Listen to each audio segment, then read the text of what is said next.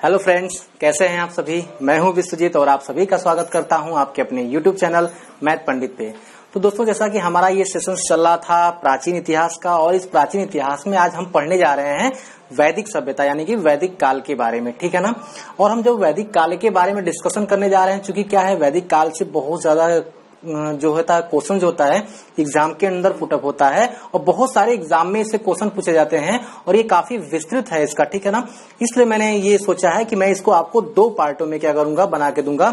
एक पार्ट में मैं आपको वैदिक सभ्यता के बारे में सारा मैं आपको बताऊंगा, ठीक है ना, और इससे जुड़ी जो आपके जो वेद हैं, उपनिषद है, ठीक है ना, इनसे जो आपके प्रश्न पूछे जाते हैं उसको मैं दूसरे पार्ट में आपको क्या करूंगा, बताऊंगा सारा चीज, ठीक है। तो सबसे पहले आज चलते हैं, आज शुरू करते हैं वैदिक काल, ठीक है ना। और इस सभ्यता को वैदिक काल क्यों कहा गया, ठीक है ना, ये चीज पहले आप जान लीजिए, ठीक है ना। चूंकि वेदों के उस समय चूंकि क्या था, ये वेदों के समय का काल था, यानी कि वेदों में क्या होता है, इस काल की हमें जानकारी मिलती है, ठीक है ना, इसलिए इसे हम वैदिक काल कहते हैं। और वैदिक काल में क्या था, वैदिक काल कब से कब तक था, तो 1500 ईसा पूर्व से 600 ईसा पूर्व तक था, ठीक है ना। और देखिए क्या है, मतलब कि कभी भी, मतलब कोई भी अभी तक ये इसका जो एक फिक्स टाइम है वो किसी ने अभी नहीं बता पाया है, ठीक है ना। चूंकि क्या थे, एक दार्शनिक, एक इतिहासकार थे मैक्स मुलर ने भी क्या किया था, उन्होंने बताया था कि जो वैदिक सभ्यता जो थी आपकी, ठीक है ना, ये आर्यों के द्वारा विकसित की गई थी, ठीक है ना। आपको पता होगा, आपने जब हड़प्पा सभ्यता मैंने आपको बताया था, तो उसमें जो हड़प्पा सभ्यता के जब शहरों का जो क्या हुआ, उसमें जब विनाश हुआ, तो वो क्या हो गया कि वो सारे शहर जो थे मिट्टी के नीचे दब गए, ठीक है ना। तो वहां पे क्या किया कि दूसरे लोगों ने आकर के वहां पे रहने लगे, क्योंकि क्या था कि जो हड़प्पा शहर था वो पूरा नदियों किनारे था, और नदियों में जब बाढ़ आया, ऐसा माना जाता है कि नदियों में जब बाढ़ आया, वो सारी सभ्यता क्या हुई, बाढ़ के कारण वो डूब गई, और डूबने के कारण वो जमीन में क्या हुआ, दफन हो गया, ठीक है। उसके तत्पश्चात वहां कुछ लोग आए, और वहां पे क्या होता है, कुछ लोग रह करके खेती वगैरह करने लगे, और करने के तत्पश्चात क्या हुआ, वहां पे अपना जीवन बसर करने लगे, ठीक है। तो मध्य एशिया से, यानी कि मैक्स मुलर के अनुसार मध्य एशिया से क्या हुए, कुछ जनजातियां आई, ठीक है ना। और उनके पास क्या होता था कि बहुत सारे पशुएं रहा करते थे, ठीक है ना। वो हजारों की संख्या में पशुएं रखा करते थे, और वो जो पशुएं थी उनके लिए क्या थे, वो खास थे, और उनके चारा और पानी के लिए उन्हें क्या होता था, एक स्थान से दूसरे स्थान जाना पड़ता था, ठीक है ना। तो उस समय मध्य एशिया से, यानी कि आप जब कैस्पियन सागर है, काला सागर है, उस जगह से क्या हुए थे, वे लोग ईरान होते हुए नदियों किनारे आके बसे, ठीक है ना। यानी कि जो हमारा सतलुज नदी है, सिंधु नदी है, और आपका कह लीजिए तो ये जो सरस्वती नदी है, इनके किनारे उन्होंने आकर के अपना बसेरा डाला, ठीक है ना। और बसेरा डाला, और उन्होंने अपने आप को आर्य कहा, ठीक है ना, आर्य कहा, ठीक है। क्या कहा उन्होंने, तो अपने आप को उन्होंने क्या कहा, आर्य कहा। आर्य का मतलब उन्होंने होता था श्रेष्ठ। तो क्या होता था आर्य का मतलब, यहाँ पे क्या होता है, आर्य का मतलब वो श्रेष्ठ कहते थे अपने आप को। बात समझ में आ रही है। तो चूंकि जब उन्होंने अपने आप को आर्य कहा, और वहां पे क्या होता था कि जो मैं अभी आपको बताया कि वहां पे पहले से जो किसानी कर रहे थे, ठीक है, जो खेती करते थे, वो लोग भी थे, किसान थे। तो उन किसानों को आर्यों ने क्या कहा, पणी कहा, ठीक है। क्या कहा, उन किसान को इन्होंने क्या कहा, पणी कहा, ठीक है ना। पणी कहते थे किसान को, कौन, तो आर्य लोग, ठीक है ना। इस बात को हमेशा आपसे पूछ लिया जाता है कि पणी क्या होता है, ठीक है ना। तो पणी मतलब होता है किसान को ये लोग क्या कहते थे, पणी कहते थे। देखिए क्या है कि जो आर्य थे, इनके पास बहुत ज्यादा मात्रा में क्या होते थे, पशुएं होती थे, और आर्य एक बहुत ही मतलब कि दुर्लभ पशु लेकर के आए थे, और ये बहुत ही तेज दौड़ने वाला पशु था, जिसका नाम था घोड़ा, ठीक है ना। तो ये क्या था, आर्यों का बहुत ही एक पसंदीदा ये पशु था घोड़ा, ठीक है ना। इस चीज को आप हमेशा याद रखिएगा, जो घोड़ा था वो आर्यों का पसंदीदा था, ठीक है ना। जो घोड़ा था वो क्या था, आर्यों का पसंदीदा था, इसलिए आप इस चीज को हमेशा याद रखिएगा। और ये क्या करते थे, गाय को भी जो क्या करते थे, ये माता मानते थे, और गाय को इन्होंने क्या किया, अपने आप इनकी जो पूरी अपने पशुओं की टोली रहती थी, उसमें गाय भी रहता था, ठीक है। और ये लोग क्या करते थे, ये पूरी अपनी जनजाति एक साथ रहते थे, ठीक है ना। और ये जब क्या हुआ, नदियों किनारे जब आके बसे, तो होता क्या था, अब जो किसान थे पहले से यहाँ पे, और इनके बीच में क्या होती, थोड़ा बहुत नोक झोंक होता रहता था। क्यों होता रहता था, क्योंकि इसलिए कि जब भी इनके पशुओं में से कोई पशु कम होता था, तो इन्हें लगता था कि पणी जो होते थे, यानी जो किसान थे पणी, ये उनके पशुओं को मतलब कि चुरा लिए, ठीक है ना। तो इससे क्या होता था, इन दोनों में नोक झोंक होता होता था, लेकिन क्या हुआ, यहाँ पे रहते रहते धीरे धीरे उन लोग के बीच में समन्वय स्थापित हो गया और समन्वय स्थापित होने के तत्पश्चात वे लोग क्या करने लगे, वे अपने सामानों का एक दूसरे से विनिमय करने लगे। विनिमय का मतलब आदान प्रदान करने लगे, यानी अपना सामान देके उनसे लेना। यानी कि चूंकि क्या थे, वहां पे ये लोग कृषक थे, जो पहले जो वहां पे रहते थे वो लोग ग्रामीण जो थे वहां पे वो क्या थे, किसान थे। और इन किसानों ने वो किसान करते क्या थे कि गेहूं वगैरह जो उगाते थे वो आर्यों को गेहूं देते थे और आर्यों के बदले में क्या लेते थे, उनसे दूध और घी वगैरह उनसे क्या करते थे, लेते थे, क्योंकि उनके पास पशुओं की संख्या ज्यादा थी। ठीक है, अब देखिए क्या हुआ करता था कि जो ये आर्य हुए थे, ये इन्होंने क्या थी, इनको जो है मैक्स मूलर ने क्या कहा, चूंकि मध्य एशिया से आए थे, ठीक है ना, इनको कहा जाता था, इनकी जो भाषा थी वो संस्कृत थी, ठीक है ना, इनकी जो भाषा थी संस्कृत थी। और भाषा संस्कृत ही क्यों थी, ठीक है ना, ये संस्कृत भाषा जो थी ना, ये इंडो यूरोपियन, ठीक है ना, इंडो यूरोपियन परिवार की भाषा है, ठीक है। संस्कृत जो भाषा है वो इंडो यूरोपियन परिवार की है। ऐसा क्यों कहा गया, क्योंकि अगर आप जानते हैं तो मैक्स मूलर ने बताया कि कुछ जनजातियां जो थी आर्यों की, वो ईरान और क्या है यूरोप में भी गई, ठीक है ना, कुछ जनजातियां ईरान और यूरोप में भी गई। तो आपको देखने को मिलेगा कि संस्कृत में आप पिता को पितृ कहते हैं, ठीक है ना, उसी को आप अगर लैटिन में जाएंगे तो पेटर कहते हैं, फिर से आप अगर उसको यूरोप में जाएंगे तो उसको आप फादर कहते हैं। तो ये जो भाषाएं थी क्या थी, ये मिलती जुलती थी, ठीक है ना, इसलिए वजह से उसे क्या कहा गया, इंडो यूरोपियन कहा गया। और उस परिवार की एक भाषा है क्या आपकी, संस्कृत है, जो कि आर्यों के द्वारा बोली जाती थी, ठीक है ना। और देखिए एक चीज आपसे और भी पूछता है, इन दो चीज में आपको मैंने यहाँ पे बहुत ही इसको विशेष मैंने जोर देके ऊपर लिखा है कि थोड़ा सा आप इसको देखिए, ठीक है ना। कभी कभी क्वेश्चंस को फंसाने के लिए एग्जाम में क्या कहता है ना कि आर्यों के द्वारा जो निर्मित सभ्यता थी वो क्या थी, ठीक है ना। तो आर्यों के द्वारा जो निर्मित सभ्यता थी वो वैदिक सभ्यता थी, ठीक है ना। आर्यों के द्वारा क्या था, वैदिक सभ्यता निर्मित किया गया था, ठीक है। यहाँ जरा ध्यान दीजिएगा, वैदिक सभ्यता इन्होंने निर्मित किया था। लेकिन विकसित सभ्यता क्या थी, विकसित और निर्मित, ये दो चीज आप हमेशा याद रखिएगा, विकसित और निर्मित। अगर आपसे कहे कि निर्मित सभ्यता तो वैदिक सभ्यता थी, ठीक है ना, वैदिक काल थी, ठीक है। और अगर कहा जाए कि विकसित सभ्यता तो इनकी जो विकसित सभ्यता थी वो ग्रामीण सभ्यता थी। इस चीज को आप हमेशा याद रखिएगा, ठीक है। अब देखिए क्या हुआ, क्योंकि वैदिक काल जो था ना वो दो कालों में बटा हुआ था, ठीक है ना। वैदिक काल को दो कालों में बांटा गया, ठीक है ना। एक को बांटा गया आपका ऋग वैदिक काल और दूसरा बांटा गया उत्तर वैदिक काल, ठीक है ना। जो क्या था, ऋग वैदिक काल था वो 1500 ईसा पूर्व से लेकर के 1000 ईसा पूर्व के बीच में माना गया। और ये जो उत्तर वैदिक काल को हमने लिया वो क्या लिया, 1000 ईसा पूर्व से लेकर के 600 ईसा पूर्व तक लिया, ठीक है ना।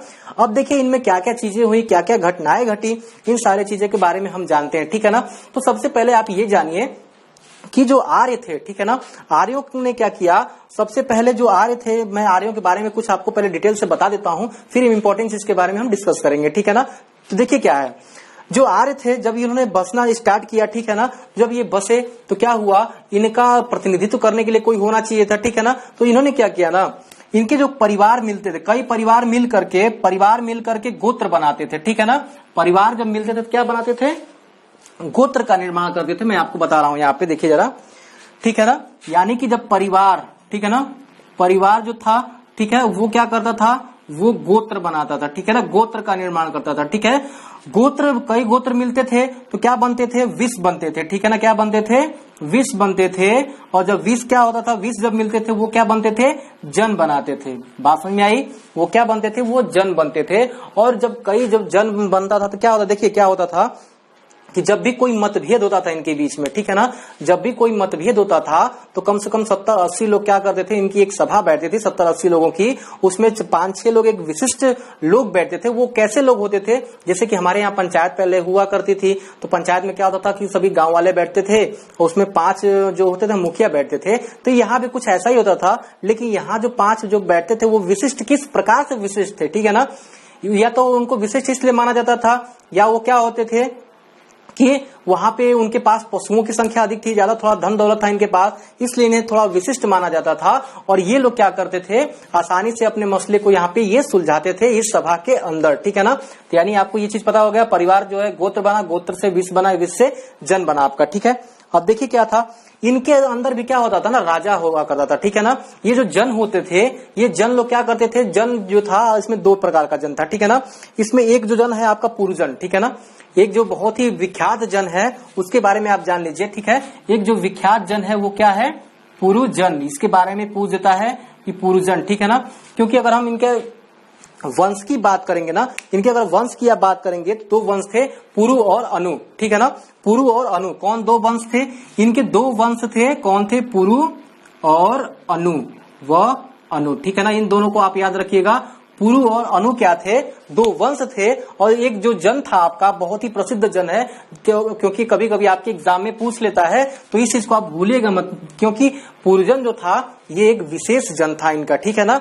अब देखिए क्या होता था, अब ये लोग क्या करते थे, ये जन मिल करके एक राजा चुनते थे, ठीक है ना। और वो राजा क्या करता था, युद्ध का प्रतिनिधित्व करता था, और उस राजा का काम ये होता था इनको युद्ध में जिताना, ठीक है ना। इनको क्या होना, युद्ध में इनको जिताना था।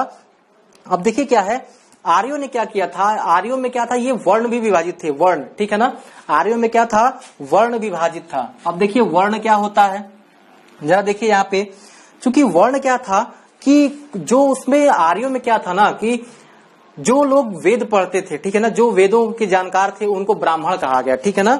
जो वेदों के जानकार थे उन्हें क्या कहा गया, ब्राह्मण कहा गया, ठीक है ना, ब्राह्मण कहा गया, वेदों के जानकार को ब्राह्मण कहा गया। जो लोग युद्ध लड़ते थे, ठीक है ना, युद्ध में क्या करते थे, वो अपना अस्त्र शस्त्र का दिखाते थे, वहां पे उनको क्या कहा गया, वहां पे उन्हें क्षत्रिय कहा गया, ठीक है ना, क्षत्रिय कहा गया, बात समझ आई, क्षत्रिय कहा गया।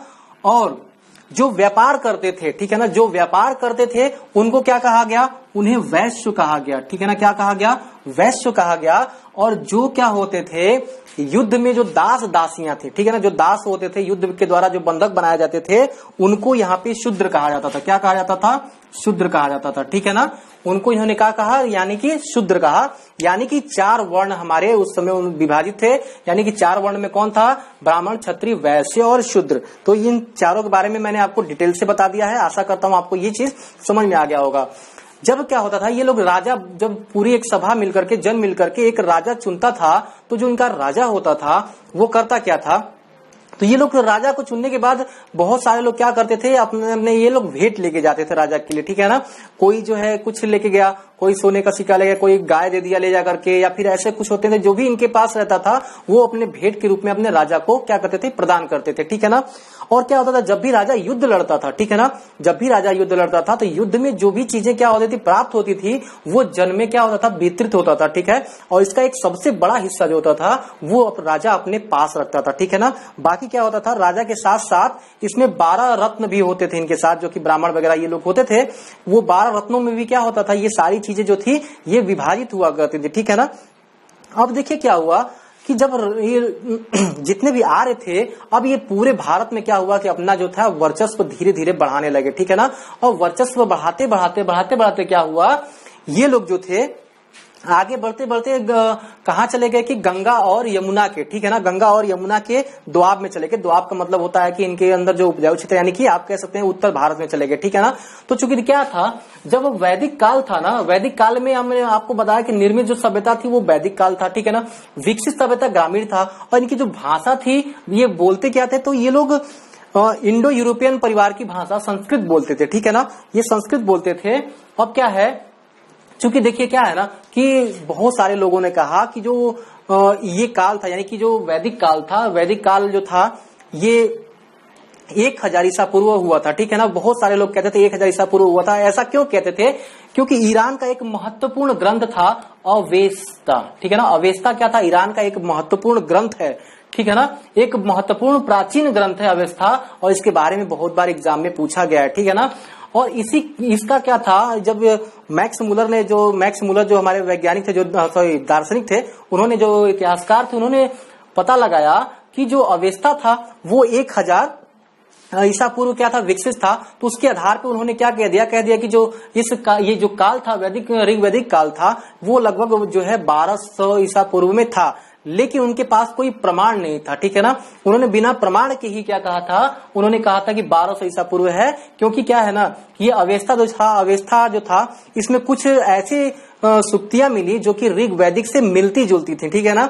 तो इससे ये मान लिया गया कि ऋग्वैदिक भी क्या है, इसी के काल के समय का है, ठीक है ना। लेकिन क्या हुआ, जब आगे बढ़ा गया ना, तो आगे बढ़ने के बाद कुछ ऐसी जगहों पे क्या हुआ कि इंद्र जैसे देवता थे, ठीक है, इंद्र इन लोग के देवता थे, वरुण थे, ये लोग का जो चर्चा था वो 1400 ईसा पूर्व के एक ग्रंथ में इनको मिल गया। जिससे ये क्या हुआ, इस बात का खंडन हो गया कि चूंकि देखिए क्या है कि अभी तक मैक्स मुलर ने ही कहा, एक अमेरिकी वैज्ञानिक थे, उनके मतलब कि एक टिप्पणी के अनुसार उन्होंने विरोध किया कि नहीं ये चीज गलत है, तो मैक्स मुलर ने ही वहां पे अपने बातों का ही खंडन करके कहा कि इस काल का सुस्पष्ट जानकारी किसी को भी नहीं है, यानी कोई भी ये अंदाजा नहीं लगा सकता है क्योंकि इस वैदिक काल जो था आपका वो कितने ईसा पूर्व में था, ठीक है ना।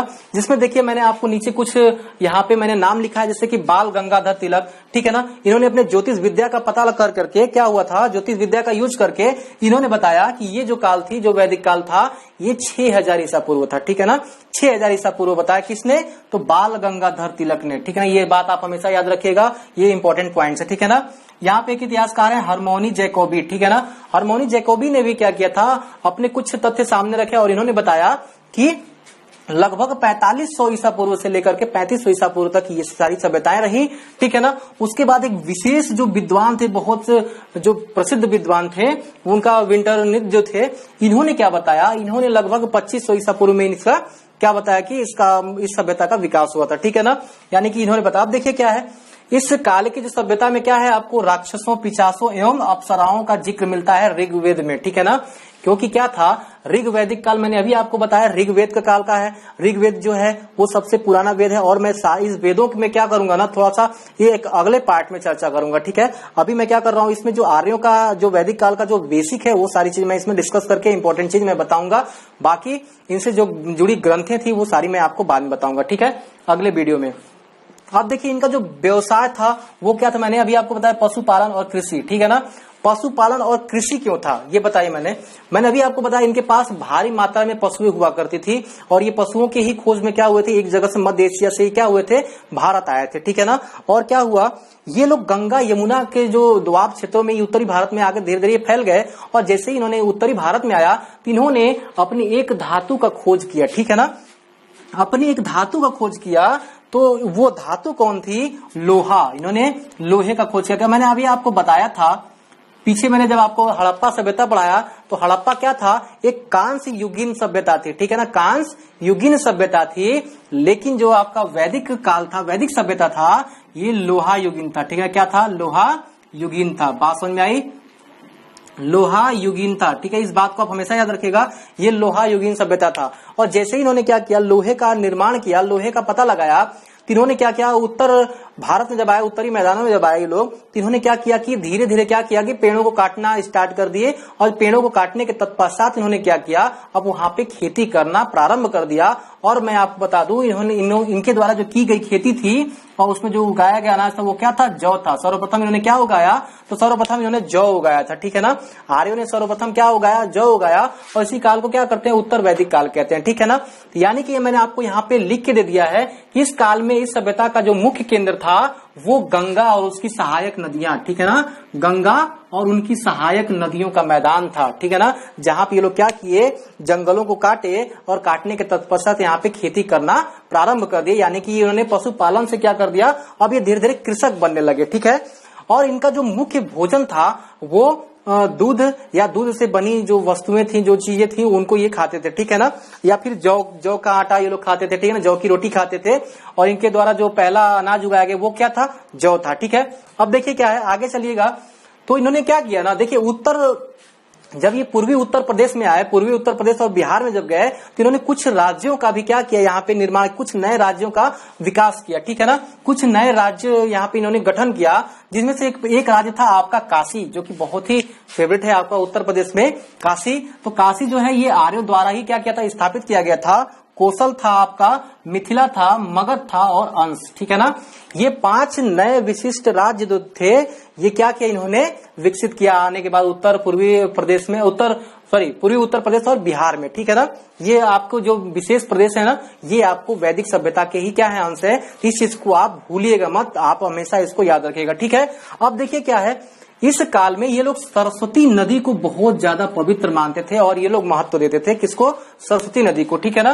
तो और यहाँ पे आपको इस चीज को याद रखना है, जब भी आपसे क्वेश्चन पुटअप करते और तो आपको तुरंत बताना है कि ये लोग क्या करते थे, वैदिक काल में सरस्वती नदी को क्या किया जाता था, महत्व दिया जाता था। और इस काल में पहली बार ईंटों का निर्माण कौशाम्बी नगर में हुआ था, ठीक है ना। ईंटों का जो निर्माण हुआ था पहली बार वो कौशाम्बी नगर में हुआ था। इस चीज को आप हमेशा याद रखिएगा, ठीक है। तो दोस्तों मैं आज के लिए इतना रहने देता हूं, ठीक है। और आगे जब हम इस वीडियो में चर्चा करेंगे तो इसमें जो वेदों से जुड़ी जो सारी चीजें हैं, वेद है, उपनिषद है, ठीक है ना, इन सारी चीजों के बारे में हम क्या करेंगे, यहाँ पे चर्चा करेंगे और उसके कुछ इंपॉर्टेंट पॉइंट जो कि बार बार एग्जाम में पूछते हैं, जैसे कि वेद में सुक्तियां कितनी है, मंडल कितने, ये सारी चीज हम उसमें डिस्कस करेंगे, ठीक है। तो आज के लिए इतना ही।